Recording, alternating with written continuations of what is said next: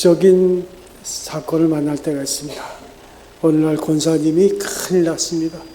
이거 어쩌면 좋냐고 그렇게 전화 와서 받아보니 어머니가 계신데 그 어머니가 이제 임종을 맞이한 것 같은데 우리 어머니가 지금까지도 예수 안 믿고 이게 임종을 맞이하면 지옥에 갈 텐데 이거 어떻게 하면 좋겠냐고 큰일 났다고 그런 얘기 하더라고요.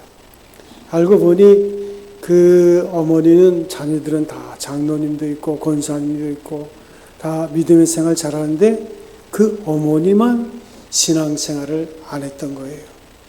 그래서 아무튼 병원으로 갔습니다. 갔더니 그냥 눈을 감고 산소 호흡기에 이제 숨만 쉬고 있는 거예요. 늘 이제 목회 경험상 사람이 임종한 게 마지막까지 남아있는 게 귀입니다. 귀에다 대고 비록 눈 감고 의식이 이런 것 같지만 제가 어머니가 다니는 교회의 부목사입니다. 그러면서 하나님은 우리를 만드셨고 하면서 복음을 전했습니다. 만약 어머니가 예수님 믿고 구원받기 원한다면 고개를 끄덕거리세요.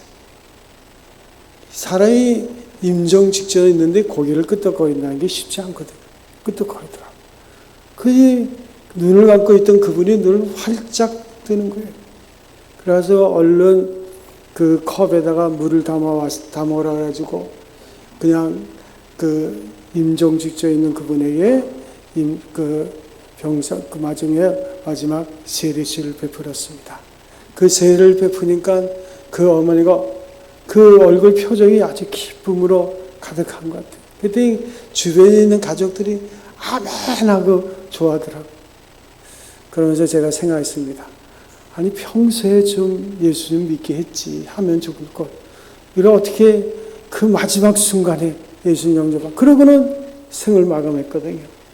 또 한편으로 보면 그 어머니도 참 안타깝습니다. 그 마지막 순간에 예수를 믿었지만 살아생전에 예수 믿고 그 기쁨을 누렸으면 얼마나 좋았을까. 사랑하는 성도 여러분, 여러분에게도 그리스도 예수를 믿는 기쁨이 있습니까? 이렇게 소리가 적어요. 감사하십니까? 오늘 우리가 읽은 누가복음 15장 22절부터 32절까지에 있는 말씀은 우리가 잘 아는 말씀입니다. 이 사람들은 극적인 변화를 좋아하는데 때로는 죽을 뻔했다가 살았다든가 다 잃어버렸다가 얻었다든가 때로는 건강할 때는 건강의 고마움을 모르다가 병원에 입원했다가 태어났을 때 하루하루의 건강이 얼마나 소중한 것을 알게 됩니다. 잃어버리고 나서야 그 가치의 중요성을 아는 것이 우리들의 모습입니다.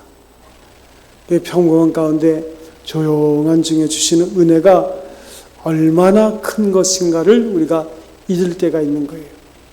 누가복음 15장에 나오는 탕자의 비유도 보면 이 탕자 동생은 극적인 변화를 가진 사람입니다. 오늘 성경은 탕자에 대해서 이렇게 말합니다. 어떤 사람에게 두 아들이 있었는데 그 둘째가 아버지께 말하되 아버지여 재산 중에서 내게 돌아올 분깃을 내게 주소서. 이 아들은 부유자입니다. 아니 아버지가 뻔히 살아있는데 살아있는 아버지에게 유산을 남겨달라는 게 말이 됩니까? 그렇지만 이 아버지는 착한 아버지예요. 그래서 그 아버지가 그 둘째 아들 몫에 유산을 줬어요. 그런데 이 둘째 아들이 어떻게 했습니까?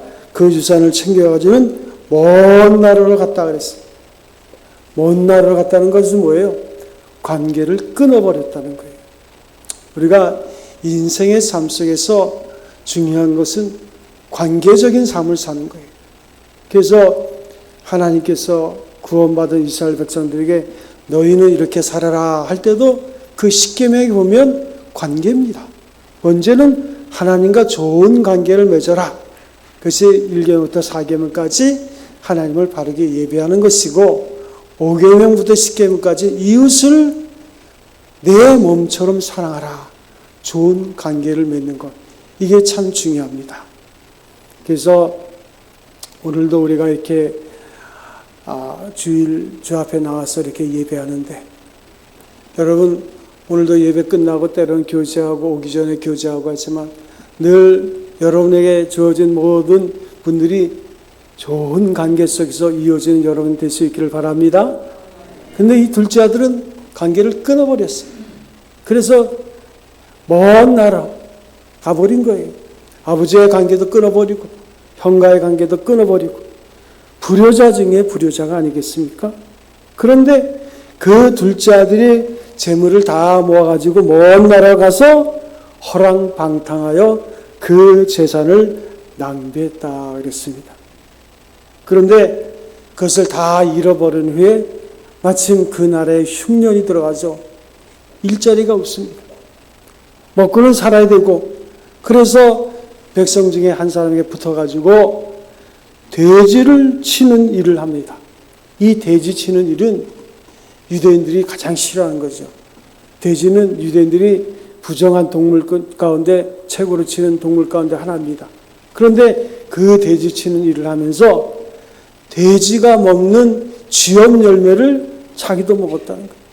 그래도 그나마도 그게 없어가지고 배가 고픈 거예요. 동물은 배가 고프면 아픕니다. 그러나 사람은 배가 고프면 슬퍼요. 그래서 가난하면 슬픈 거예요. 이 탕자는 마음이 슬퍼지기 시작합니다.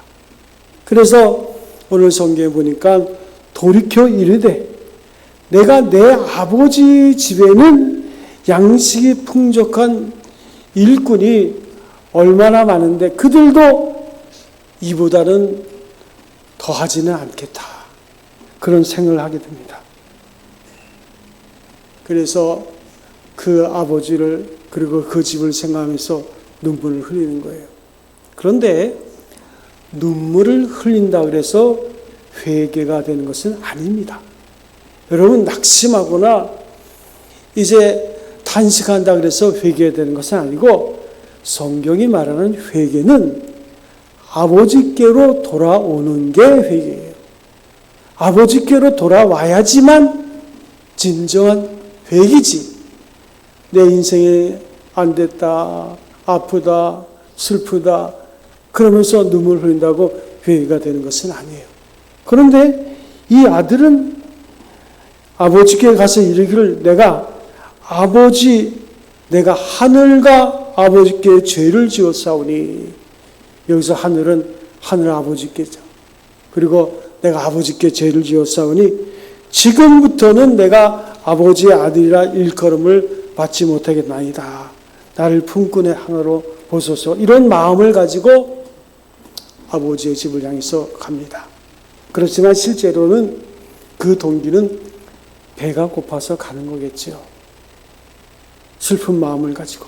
그런데 성경에 보니까 저 멀리 까마득합니다.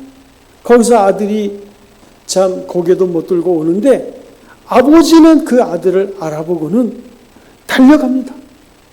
달려가서 목을 안고 입을 맞췄다 그랬어요. 오늘 우리가 이렇게 주일날 하나님 앞에 모여서 이렇게 예배합니다. 우리가 늘 주의 품 안에 있다고 생각하지만 하늘 아버지의 마음은 주의 품을 떠났거나 혹은 바깥에 있는 사람들에게 관심이 많아요. 우리는 그 사람들에게 별로 관심이 없을 수 있어요. 없어요. 심지어는 우리 가족들 가운데도 믿지 않는 남편에 대해서는 별로 관심이 없어요. 남편이 믿는 게 화다 이렇게 생각하는 아내들이 있더라고요.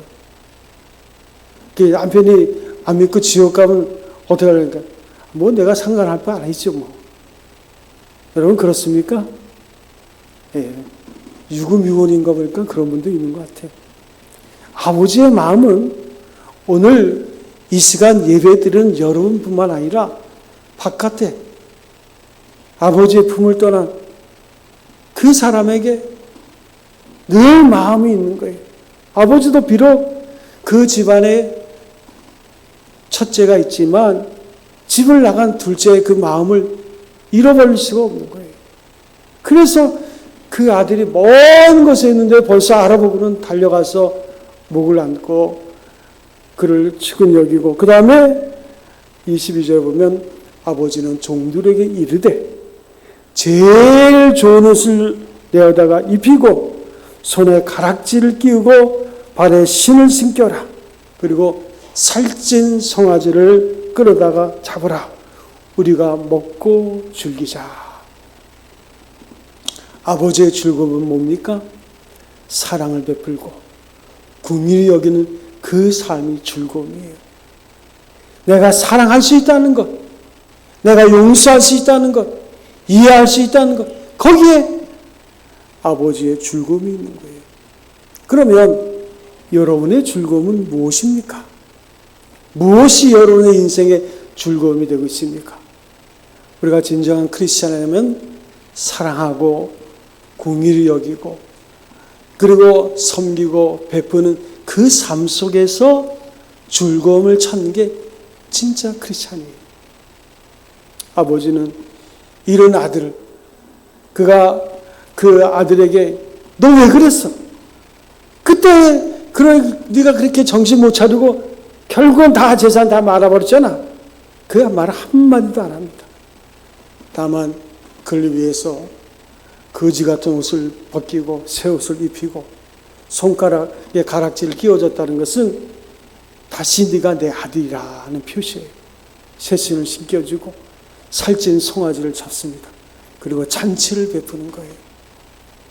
하나님께서는 한 영혼이 하나님께 돌아오면 이런 잔치를 베푸는 거예요. 그래서 그 탕자가 돌아올 때 그 슬퍼했던 형이 슬퍼하기로 했지만 또 하나 슬퍼한 사람이 있다 그래요. 슬퍼한 또 하나가 있는데 살찐 송아지가 슬퍼했다 그랬어요. 송아지를 잡아가지고 아무튼 잔치를 베풀었습니다. 그리고 이제 우리가 먹고 즐기자. 그 아버지는 진정한 즐거움이 뭔가를 아는 거예요. 그러면서 아버지가 하는 말이 내 아들은 죽었다가 다시 살아났고 잃었다가 다시 얻었노라. 그리고 그들이 즐거워하더라. 우리가 주일날 하나님을 예배할 때 바로 이런 잔치와 같은 즐거움이 있는 거예요. 그래서 우리가 한 주 동안 흩어져 있던 우리 믿음의 가족들이 한 자리에 모일 때 즐거움이 있어요. 여러분 서로의 얼굴을 보면 즐겁죠? 즐거워요? 예. 한번 옆에 있는 사람을 한번 즐거운 얼굴 좀 한번 해보세요. 예. 딴 데 보고 있네. 옆에 사람 보려니까. 우리 교회 뭐 이렇게 많지 모이지는 않지만 우리가 그리스도 예수 안에서 참 사랑과 긍휼의 마음을 가지고 서로를 바라볼 때 기쁘고 아이고 지난 일주일 동안 평안하셨어요? 이런 인사가 있어야 돼요. 한번 인사 한번 해보겠습니다. 평안하셨습니까? 여러분 주일날 여러분들이 만나면 엘리베이터 탁 타고 내리면 평안하셨어요? 하고 즐겁게 인사해요. 우리 교회에서 인사 제일 잘하는 사람 보니까 우리 아내가 인사를 제일 잘하는 것 같아요. 그 정도만 하면 됩니다. 자, 이 즐거움, 우리는 그리스도 예수 안에서 즐거움이 있는 거예요. 이렇게 즐거운 마음으로 잔치를 베푸는데 마다들이 밭에 있다가 돌아와서 집에 가까이 왔다 그랬어요. 마다들이 밭에 있다가 돌아왔다는 것은 굉장히 그 마다들은 성실한 아들입니다. 문제가 없어요. 그 아들이 들어왔다 가까이 집에 가까이 와보니 풍악과 춤추는 소리를 듣게 됩니다. 그래서 그 마다들이 말하기를 아니 이게 무슨 일이냐 하고 종에게 물어보니까 종이 하는 말이 글쎄 당신의 동생이 돌아왔으며 당신의 아버지가 건강한 그를 다시 받아들이게 됨으로 인해서 살찐 송아지를 잡았나이다. 그러면서 즐거운 마음으로 그 형에게 보고를 하는데 그 형이 어떻게 했다 그랬어요? 노했다 그랬어요. 왜 노했을까? 그 형은 지극히 계산적입니다. 원래 유대 풍습에는요, 아들이 둘이 있으면 그 아버지가 형에게는 유산의 3분의 1을 주게 되어 있습니다. 나머지 3분의 1은 둘째가 갖는 거예요. 그런데 둘째 아들이 재산 3분의 1을 갖다가 다 말아버렸어요. 이제는 자기 집에 있는 재산은 형 겁니다. 그런데 형이 노한 이유는 이제 자기 집에서 낭비하는 재산은 자기 거예요. 자기가 받을 거예요. 근데 아버지가 보니까 살찐 송아지를 잡고 새 옷을 입히고 새 신을 신기고 다 자기 계산해 보니까 자기가 손해보는 거예요. 극히 이 형은 계산적입니다. 그러니까 사랑과 긍휼보다는 아주 현실적인 같은 삶을 사는 것이 바로 그 형의 모습이에요. 우리가 신앙생활을 오래 하다 보면 율법주의자가 됩니다. 주일은 지켜서 하나님을 예배하고 하나님의 말씀을 지켜 순종한다지만 그보다 더 큰 사랑과 긍휼을 때로는 잃어버릴 때가 있어요. 그래서 예수께서 제자의 발을 씻기시고 하신 말씀이 뭡니까? 내가 너에게 한 것처럼 너희도 이렇게 하라. 내가 너에게 새 계명을 주노니 서로 사랑하라. 말씀하셨잖아요. 예수님이 율법을 폐하는 것이 아닙니다. 율법을 완성하시고 더하여서 사랑하라. 율법의 진정한 모습은 1계명부터 4계명까지는 하나님을 사랑하고 5계명부터 마지막 계명까지는 이웃을 사랑하는 거예요. 그것이 율법의 진정한 정신이에요. 그런데 우리는 율법주의에 빠집니다. 율법주의에 빠진 자는 뭘까요? 남을 판단하는 데는 능합니다. 자기도 문제는 없어요. 그런데 남을 쉽게 판단합니다. 자기 의에 빠져 있어요. 그래서 하나님의 은혜에 대해서는, 긍휼에 대해서는, 사랑에 대해서는, 남을 이해해야 되는 것에 대해서는 부족한 거예요. 그래서 갈라디아서 5장에 보면 우리가 몸과 영혼을 가지고 있습니다. 어찌 보면 몸과 영혼을 가졌다는 것은 우리의 인생의 삶이 모순이 될 수밖에 없다는 거예요. 왜냐하면 몸은 감정과 또한 하나님 온전치 못한 부족한 거예요. 그런데 거기에 완전한 영혼이 들어가니까 이게 잘 조화가 안 돼요. 그래서 우리가 성령 충만하지 못하면 시기와 질투와 술 취함과 세상의 악한 것들이 예수 믿으면서도 그렇게 행하는 거 아니겠어요? 그러나 성령의 열매는 사랑과 실학과 화평과 사랑과의 관계 속에서는 인내와 자비와 양선과 그 주의 부르심 앞에서는 충성과 온유와 절제의 삶을 살라. 이게 성품이거든요. 이 성품은 어떻게 이루어집니까? 생각이 바뀌면 말이 바뀌고, 말이 바뀌면 행동이 바뀌고, 행동이 바뀌면 자리를 잡으면 습관이 되고, 습관이 우리의 성품이 되거든요.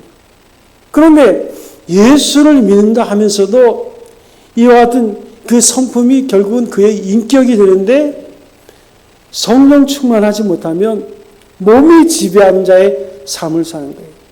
예수 믿으면서도 시기하고 질투하고 자기 의에 빠져서 남을 판단하기 좋아해요. 여러분, 남을 판단하는 것은 우리가 하는 것이 아닙니다. 그런데 남을 잘 판단해요. 그래서 전도를 하다 보면 나 같은 죄인이 빨리 구원 받아야 되겠네. 자기를 죄인으로 인정하는 분은 쉽게 구원을 얻을 수 있어요. 그런데 지성인들은 내가 왜 죄인이냐고, 저 사람 나보다 죄를 더 많이 졌는데, 아이고 교회 가보니까 울고불고 하는데 아이고 죄인들이 많은가 보다고, 나야 뭐 깨끗한 사람이라고. 참으로 이 사람은 불쌍한 사람입니다. 상대적인 의, 형식적인 의, 어디까지 병이 들었는지 자신도 모르는 사람들이에요. 오늘 성경에 보면 큰아들은 아버지의 명을 어긴 것이 없다고 하면서 실제적으로는 아버지의 마음을 슬프게 만들고 있는 거예요. 형식적으로 나타난 행위로는 타당성이 있을지 모르지만 그 생활에서는 언제나 부족하고 불편이 많은 아들이에요. 어떤 사람들은 그를 높이 칭찬할지 모릅니다. 직장생활 잘하고 돈도 잘 벌어하고 특별히 문제되는 거 없는 것 같아요. 그런데 자기만이 아는 깊은 고민이 없는 고민에 빠져있는 메마른 사람이에요. 내가 부족함을 알고 죄인임을 알고 내적인 고민과 생각성이 있어야 되겠는데 이런 의식이 없는 거예요. 이 정도는 괜찮다는 의식뿐입니다. 이 교만 때문에 복음의 능력이 있을 수 없고 성령의 감화가 있을 수 없는 거예요. 그래서 큰아들은 아버지께 화를 냅니다. 아버지, 내가 아버지의 명을 어김이 없거늘 내게는 염소 새끼라도 주어 내 벗으로 줄기에 하실 일이 없지 않습니까? 얼마나 불쌍합니까? 동생의 잔치를 보면서 아버지는 나를 죽게 해준 적이 없다고, 염소 새끼 한 마리도 나를 위해 잡은 적이 없다고 불평을 하니 염소 새끼를 잡고 파티를 열어둬야 부모 사랑을 받은 겁니까? 나는 수고 많이 했고 어렵게 살았는데 받은 것이 없다는 불만은 대단히 무서운 거예요. 은혜의 세계관으로 보면 내게 있는 모든 것이 받은 것이 아닌 것이 없는데 그러나 하나님의 사랑, 은혜를 잃어버린 자는 나만이 하나님의 은혜 속에 소외된 것 같고 나만이 버림받은 것 같은 거예요.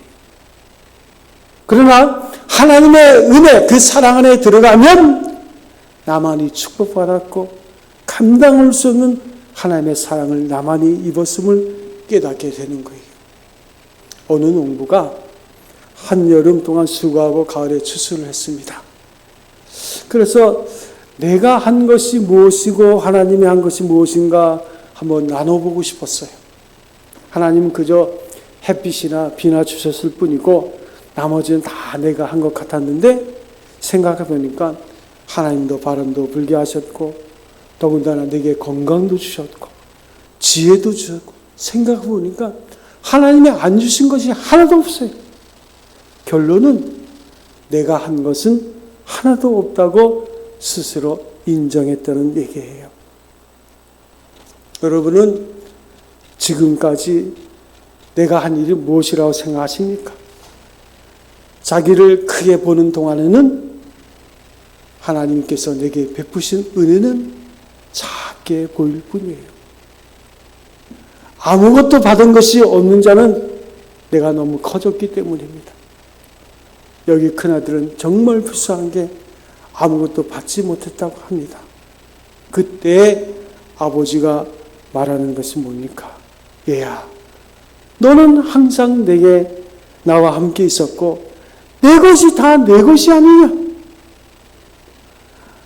여러분 받은 것이 없습니까? 여태껏 먹고 살아왔고 입었으니 살아있는 거 아니겠어요? 하나님의 은혜를 아는 자가 돼야 돼요. 율법적인 관계에서 은혜의 차원으로 올라가서 세상을 이해하고 하나님을 이해하고 자기를 이해해야 되는 거예요. 이 큰아들은 경제관념이 분명합니다. 머리가 비상하게 돌아가죠. 그래서 아버지의 살림을 장녀들과 함께 삼켜버린 이 아들을 어떻게 당신의 아들로 맞이할 수 있습니까? 그렇지만 아버지는 말합니다. 얘야, 내 동생은 죽었다가 살아났으며 내가 잃었다로 얻었기로 우리가 즐거워하고 기뻐하는 것이 마땅하지 않겠느냐. 에릭 포럼은 삶이란 소유냐 존재냐 이런 질문을 합니다. 여러분, 여러분의 인생의 삶의 소유가 여러분을 행복하게 한다고 생각하십니까? 아니면 존재론적인 삶이 여러분을 행복하게 한다고 생각하십니까? 많은 사람들이 소유를 생각하지만 제가 요즘 TV에 보면 이게 맞선 보는 그런 프로그램이 있더라고요. 그렇게 가만히 보면 한 여자가 나와서 4명의 남자들을 조건을 다 제시하고 그 다음에 이제 선택을 할 때 어떻게 선택하나 이렇게 보면 일단은 소유가 있어야 돼요. 그리고 여러 가지 조건을 가지고 근데 하여튼 소유가 있어야 됩니다. 그런데 실은 우리가 인생을 살아보면 소유는 우리 인생을 편리하게 합니다만은 행복은 아닙니다. 행복은 존재론적인 삶이에요. 어떻게 선택했느냐? 어떤 태도를 가지고 사느냐? 그래서 성경은 너희가 이렇게 살아라. 거기서 주어진 십계명의 삶의 가장 근본적인 것은 뭡니까? 사랑입니다. 예수께서 말씀하십니다. 내가 너희가 한 것처럼 서로 사랑하라. 내가 너희에게 새 계명을 주노니 서로 사랑하라. 오늘 아버지는 말합니다. 내 동생은 죽었다가 살아나지 않았느냐? 내가 잃었다가 얻었는데 우리가 즐거워하고 기뻐하는 것이 마땅하지 않겠느냐? 아버지는 사랑과 긍휼로 그 관계를 맺으니 거기에 기쁨이 있는 거예요. 그러나 형은 극히 더 계산적이고 그리고 현실적인 그 태도로 동생을 바라보니 그에게는 기쁨이 없는 거예요. 우리가 신앙생활을 오래 하다 보면 하나님의 은혜, 그 첫사랑을 잃어버리고 율법적인 그의 삶 속에서 자기를 의롭다고 자꾸만 생각하고 남을 판단하는데 능한 자가 되기 쉬운 거예요. 그래서 우리는 우리 가정 가운데도 또 우리 이웃 가운데도 잃어버린 둘째 아들에 대해서는 관심이 없습니다. 집 나간 아들에 대해서는 관심이 없어요. 다만 나는 그냥 내게 주어진 삶 속에 최선을 다하고 그냥 말씀대로 살면 그렇지만 그게 어디 만족이 됩니까? 그러니 늘 내 삶에 나만이 아는 고민 속에 빠질 수밖에 없는 거예요. 여러분, 복음의 특징은요, 우리를 부욕해 합니다. 이슬람교를 보세요. 그들은 복음을 받으려 하잖아요. 이슬람교는요, 여자아이들이 학교를 가면요, 그 아이를 데려다가 코를 잘라버려요. 여자가 학교 간다고. 지금도 여자들은 빼끔히 눈만 보이는 옷을 입고 다닙니다. 1년 전인가 2년 전에 사우디에서, 거기 사우디는 이슬람교죠. 여자가 운전면허증 따는 거 처음으로 허락한 거예요. 축구장 들어가는 거 허락한 거예요. 복음이 들어가지 않는 데는 가난합니다. 생각이 가난해요. 물질적인 가난보다도 생각이 가난하니까 이해도 없고 사랑도 없고 긍휼이 없는 거예요. 자기 의에 빠지는 거예요. 그러나 복음의 능력 가운데 거하는 사람 특징은 늘 자기를 부족하다고 생각하고 다른 사람을 바라볼 때 사랑과 긍휼로 그 사람을 인식하고 그러니까 그 관계가 좋을 수밖에 없는 거예요. 사랑하는 성도 여러분, 우리는 누구를 판단하는 자가 아닙니다. 하나님께서 우리에게 베푸신 은혜, 그 사랑과 긍휼로 오늘 우리에게 주어진 삶에 최선을 다하는 자의 삶이실 때 오늘 이 아버지가 잃어버린 아들, 그 아들을 즐겁게 맞이하면서 잔치를 베풀면서 즐거워했던 그 모습이 오늘 여러분의 삶 속에 있을 줄로 믿습니다. 주님께서는 우리에게 말씀하세요. 항상 기뻐하라. 쉬지 말고 기도하라. 범사에 감사하라. 이는 그리스도 예수 안에서 너희를 향하신 하나님의 뜻이다. 오늘 우리가 은혜 안에서 하나님이 주신 사랑과 긍휼 가운데 날마다 믿음으로 승리하는 성도 여러분 되시기를 주님의 이름으로 축원드립니다.